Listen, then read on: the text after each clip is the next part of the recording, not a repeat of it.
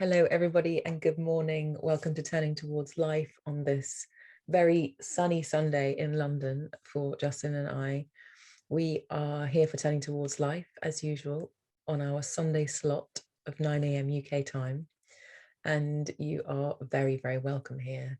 Today, we are in an April day in 2021, and we happen to have this afternoon our first live gathering of our Turning Towards Life community. And so we're carrying on as usual doing this, but then this afternoon we're going into an extended version of a 3-hour live event.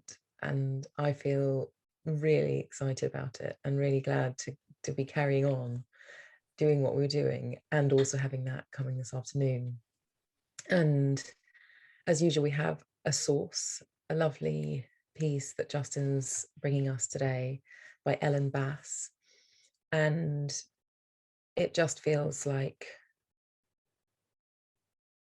we've gathered so many people around the world, Justin, to be in the conversation with us, to the point where we're saying, oh, let's find a way of being in direct live conversation with people.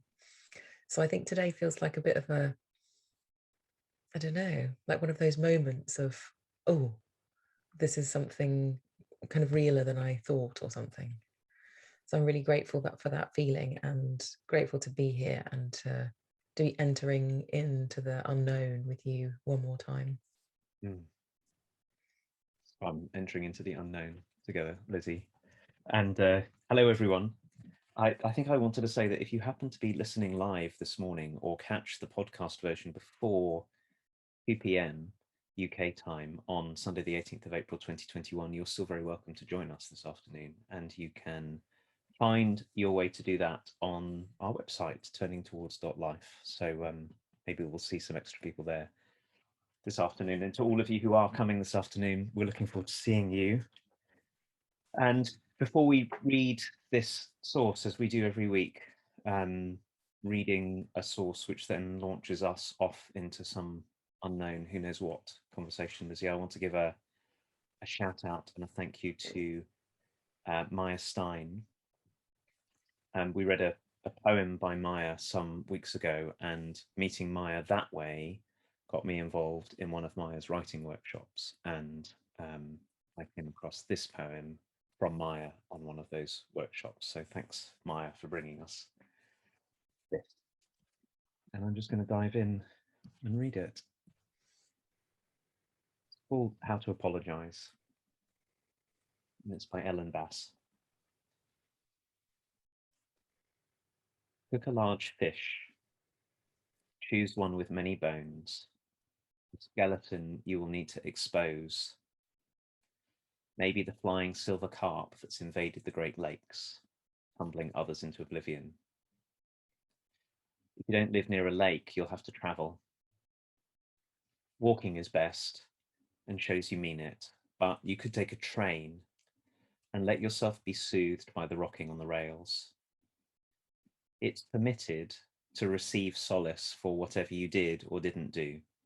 Pitiful, beautiful human. When my mother was in the hospital, my daughter and I had to clear out the home she wouldn't return to. And then she recovered and asked, incredulous, how could you have thrown out all my shoes? So you'll need a boat. You could rent or buy, but for the sake of repairing the world, build your own. Thin strips of Western red cedar are perfect, but don't cut a tree. There'll be a demolished barn or downed trunk if you venture further, and someone will have a mill. Someone will loan you tools. The perfume of sawdust and the curls that fall from your plane will sweeten the hours. Each night we dream 36 billion dreams. In one night we could dream back everything lost. So, grill the pale flesh. Unharness yourself from your weary stories. And then carry the oily, succulent fish to the one you hurt. You need no defense. This is just another way to know you are alive.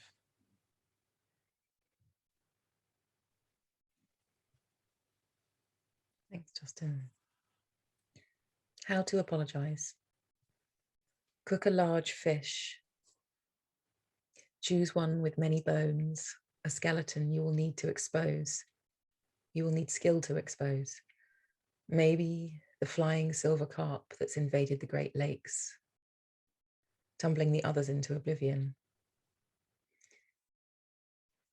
If you don't live near a lake, you'll have to travel. Walking is best and shows you mean it, but you could take a train and let yourself be soothed by the rocking on the rails.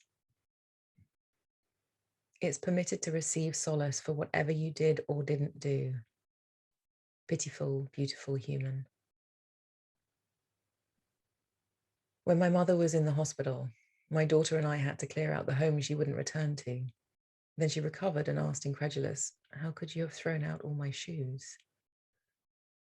So, you'll need a boat. You could rent or buy, but for the sake of repairing the world, build your own. Thin strips of western red cedar are perfect, but don't cut a tree. There'll be a demolished barn or a downed trunk if you venture further.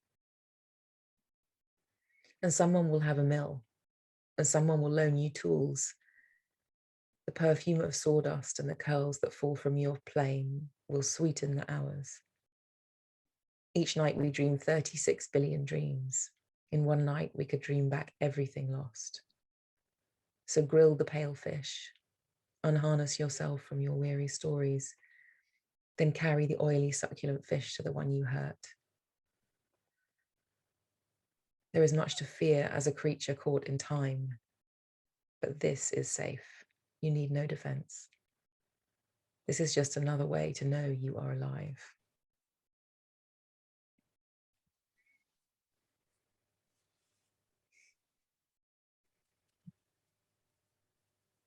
What drew me to this poem originally, Lizzie, and it's sounding different hearing you read it and hearing me read it, was actually not its main topic about making repair between us humans, which is a topic I'm getting super interested in, particularly as we've been reading together. It was actually this line near the end. Just lost it. Got it. Unharness yourself from your weary stories. Mm-hmm. It was such a relief to read that, because the way that impacts me is to get me back in contact with how often I have carried really weary stories around with me, not just about life in particular, but about what it is to be in relationship with other people. Mm. And the story that had been is much less familiar for me, but this poem reawakens in me is that sense of I'm always at fault. I'm always doing something wrong. I've always missed the mark or misunderstood someone, and that's a really tiresome, weary story, diminishing story to carry around. And living in the middle of that story, repair with other human beings is so hard. Mm. Because Mm. this thing that Ellen Bass says in the middle of this, so many lines here, and I can't always find the one that I'm looking for, where she says, oh, where is it? A pitiful, beautiful human. That for me, for such a long time, the owning up to the inevitable dance of rupture in relationships with people and then repairing them was so hard to do, because I already felt sure that I was broken and worthless and blameful, and to even begin to come to another person, to come to you, say Lizzie, and say, look, here's what I did and I'm sorry, and can we talk, would feel like the most frightening thing. It would be a reconfirmation Yeah. of my awfulness. Mm. So it's such a relief. The way that this impacts me is such a relief to feel, in Ellen Bass's words, we're all in this together. We're all pitiful, beautiful humans with hardly an understanding of what we're in the middle of, bumping our way through, and finding a way back to one another Yeah. can be a really beautiful act, and that it can be kind for both of us to do this. Mm-hmm. And that's the thing in this poem, that the preparation, that the soulful preparation for our re-meeting one another can be a great kindness to the one of us who is seeking to repair the rupture, as well as the one who, for whom the apology is coming, for whom the reconnection is coming. Mm-hmm. And that doesn't seem so surprising to me now, but there's a me for a lot of my life for whom this is a radical reimagining of what it is.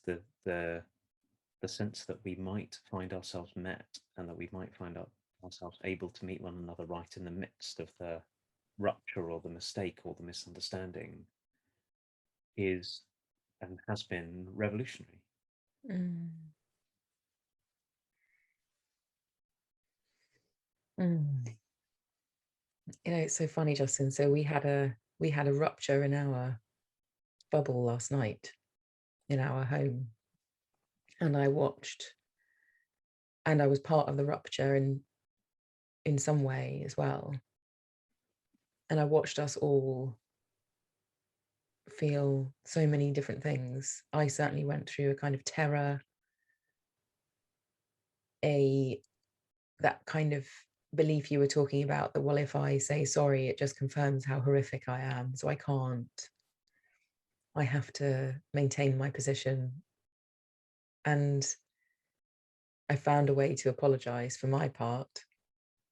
And then another person did the most extraordinary apology, but it wasn't really an apology, it was a prayer that was an expression of this, which was a deep kind of evidence for me about how safe it is to do this, and also how unsafe it feels before you've done it.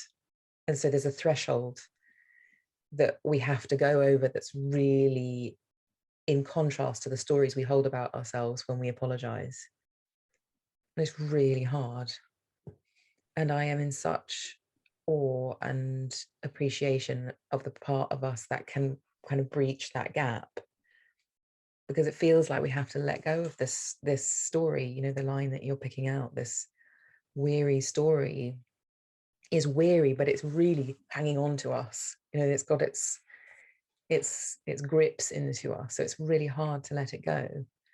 And yet the what's the word, the benefit, the gift of letting something go and finding an apology and reconnecting is like, I experienced it last night as completely and deeply heavenly. And the tension that came before the heavenliness was huge, because there's so much at stake. You know, like we were talking about a couple of weeks ago around this vulnerability of being so connected, which we inherently are as human beings. We're completely vulnerable to one another and to life. In a way, an apology is a direct experience of that vulnerability. So we have to touch into that really painful vulnerableness of risking this confirmation that we think is going to happen of how horrific we are. And then we come through that and are received, hopefully, by people who are interested in the repair too. And in that reception of the version of ourselves that's coming home to something that's the you need no defense part of us, it's like we get to be in that vulnerable connection again, but without feeling like we're kind of dangling off a cliff by our fingers, and suddenly solid ground appears again.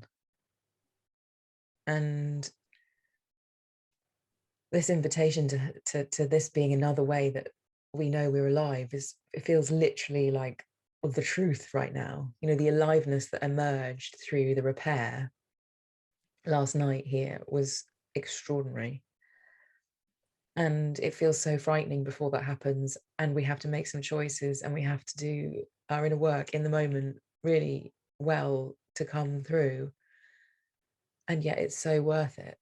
It's so worth the journey that Ellen Bass is talking about around hiring a boat, but no, I need to make one for my own, and that I can't chop a tree down, and somebody's going to have to help me, and there'll be tools. And I feel like that's the kind of metaphorical explanation for the work that's required to kind of unpick ourselves from our stories so that we can come undefended, we can come pitiful, we can come in all of our human vulnerability and admission of the parts of us that do things that harm each other. We can come with that and we can hold it forth and say, this isn't my intention. I'm sorry. And that wasn't what I wanted to happen from what I said. And I also said that. And to have the kind of undefended ballast of love there is so much stronger than the story I had about what I did wrong. It's so much story about the reaction I might have received. It's so much stronger than the intrepid path of finding an apology when I feel like I'm right. And so this poem and the affirmation that it is safe to do this feels really, really important to keep contacting the safety of this, the safety of bringing ourselves in this vulnerable way. And I just so appreciate the way that this beautiful story, this little kind of pathway is laid for us here in these words, and how it transported me through a process in the reading of it and the hearing of it. And it's kind of, I feel like I have to store this poem so that when I need to apologize, I've got something to draw on that gives me faith that I can, and that there's not as much at stake as I think there is in being vulnerable about something I haven't done or I have done or whatever. And funnily enough, you talked about this pitiful line, and the first time when you were reading it, the line that got me was, it's permitted to receive solace for whatever you did or didn't do, pitiful, beautiful human being. It's permitted. It's like you don't have to keep punishing yourself. It's okay to receive solace in the place that you think you've done the worst thing ever. Yeah, such a beautiful thing to say, Lizzie. And I was first of all, the idea that this poem might be a reminder to keep close, to bring out in those inevitable times where we've done something that had consequences that were different to what we'd intended, as a path to walk, as a reminder of what's possible. And this part that you were talking about just now, it's permitted to receive solace. I realized that the strategy that the sort of the predominant strategy I had for the longest time in my life, that sometimes still comes forward when I'm in this situation, is that comes forward as a way to avoid being in this situation, is to try to live a life where I never cause a rupture. Yeah. Yes. Right, so try to be agreeable with everyone, keep on sensing all the time, what do other people think? Can I find a way of making sure that I never am on the side of the one who is going to have to apologize for anything, who breaks anything? Yeah. So first of all, it's a lousy strategy because it doesn't work, because, as Ellen Bass keeps on pointing out to us, to be human is to be deeply, deeply fallible. Like, we can never know everything that we would need to know in order to be someone who could do that. You'd have to sort of have complete knowledge of the workings of everybody else's minds and hearts, and amazing flexibility. And even then, if you did that, it wouldn't work, because it would be a constant self-abandonment to live that way. And that's really, gosh, my years of feeling so terrified of this moment that she talks about here. And then I realized, as you were speaking, that in the moments where I couldn't maintain the I'm just going to never be in a position where I'm the cause of some rupture, if it did happen, I had to have twin strategies, sometimes which would go at the same time. One was try and make myself way bigger than the situation, which is to go, you know what, Lizzie, I didn't do anything wrong. How dare you bring your hurt to me? Like, there's no part of me that made a mistake here. Yes. Right? Yes. Or the other way, which is there is no part of me that had good intention. Oh my goodness. I obviously really wanted to hurt you. I have let you down in the worst possible way. There is nothing redeemable about me. And I'd make myself tiny in the face of the other person. And both of those are terrifying places to be, Yes. because they pull at the very fabric of relationship. They pull us apart. Yeah. And so your language, Lizzie, that there's always part of us that acted, and there'll also be parts of us that never intended the consequence of the actions that we couldn't have anticipated. You know, I ignored something in you, or I said something, or I didn't see you, or I didn't keep a promise, or whatever, all the other ways. And there'll be many, many parts of me that long to repair and long to take care and appreciate and trust and value all of that. So this opening up into neither being one thing but another, but there being parts of us that are all of this. This is part of the path home to one another.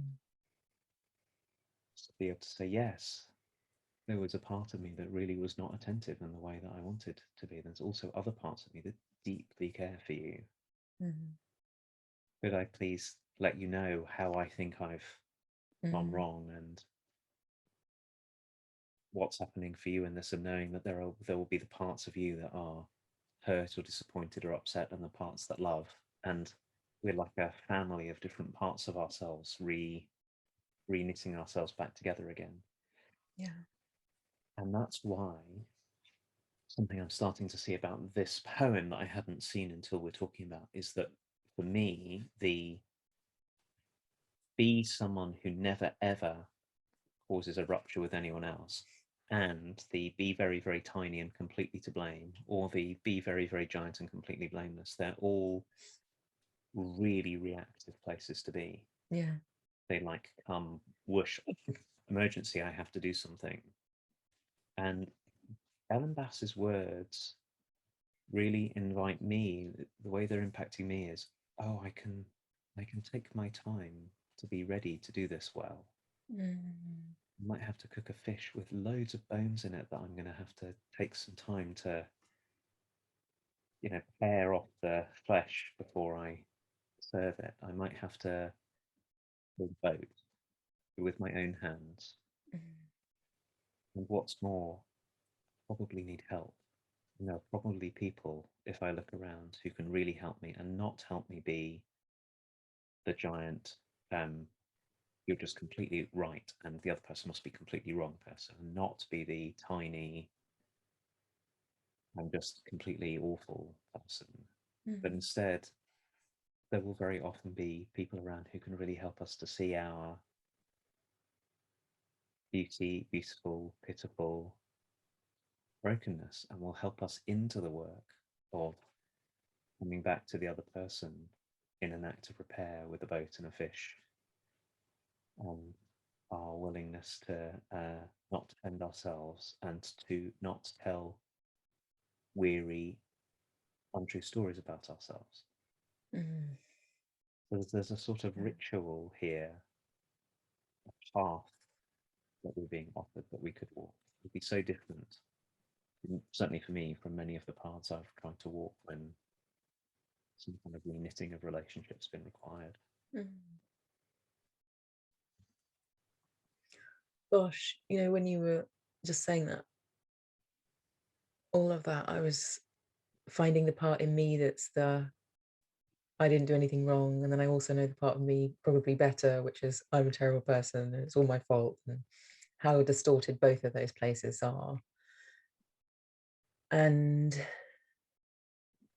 firstly, what happened for me is realizing that I have to be the kind of person to whom people can apologize, as well as be a person who can apologize. So it really helps to accept people's apologies, but as in when there's a move towards connection, it's really my responsibility to do whatever I need to do to be open to that. You know, if I've been the one who's been hurt, in inverted commas, what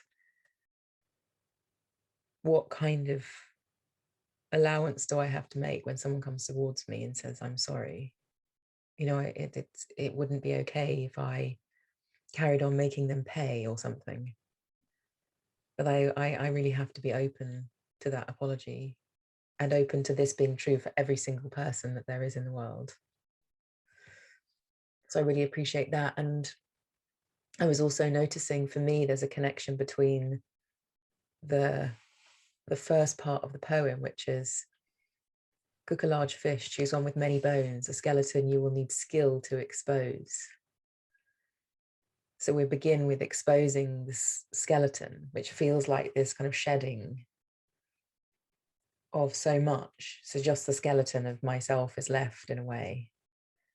And then the skeleton is the thing that I carry to the one that I hurt. Like I'm appreciating how, and maybe the flesh is the stories, but that I have to take this core of me, this truthfulness about myself that's not fleshed out with stories and obscured by stories, and lay the skeleton at the person to whom I'm trying to reconnect with, lay that at their door rather than all of the stories I have. And it feels really vulnerable and bare and risky and exposed. And my goodness, it really is a kind of peak experience of being our human frailty, of being in this realm of admitting our imperfections and our missed marks and our really not seeing the impact that I'm having, and then being told about it. So I'm just appreciating the arc of this as well, that there's inner work to be done in the unpicking of the flesh around the bones. And it's really only appropriate to bring the skeleton to my relationship with another human being and let that flesh have fallen off in the process of coming to them. And it's really vulnerable and really beautiful and really worth it in the end. And it is like a kind of chasm that we have to cross to get through the places that we're talking about, of vulnerability and defensiveness and diminishment and withdrawal and all of those things that we all have. You're speaking about this, Lizzie, is bringing me to the last lines. Mm-hmm. There is so much to fear as a creature caught in time. And I think that's me, that fear has been the thing that most often has stopped me from doing exactly what you said, which is tearing the flesh away from the bones and bringing what's central and true and real. But this is safe. Mm. You need no defense. This is just another way to know you are alive. Extraordinary words, and I think they're true.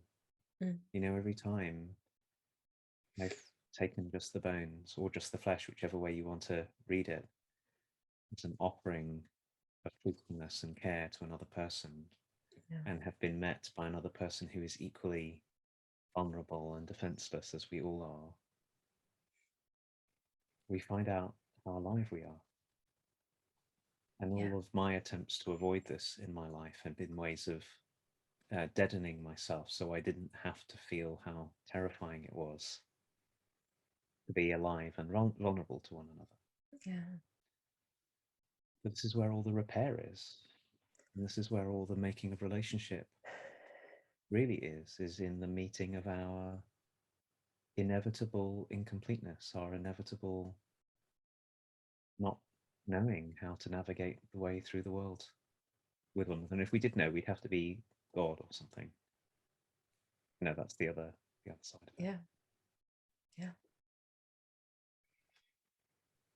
I'm getting this image, Justin, of like, if you and I have repaired 1,000 times, we've stitched ourselves together in 1,000 different ways. But if you and I haven't had a chance to repair, we're not doing it ongoingly, there's a different quality that emerges from repetitive repair in a relationship. And I almost want to say to myself, it's okay to mess things up because this is always possible.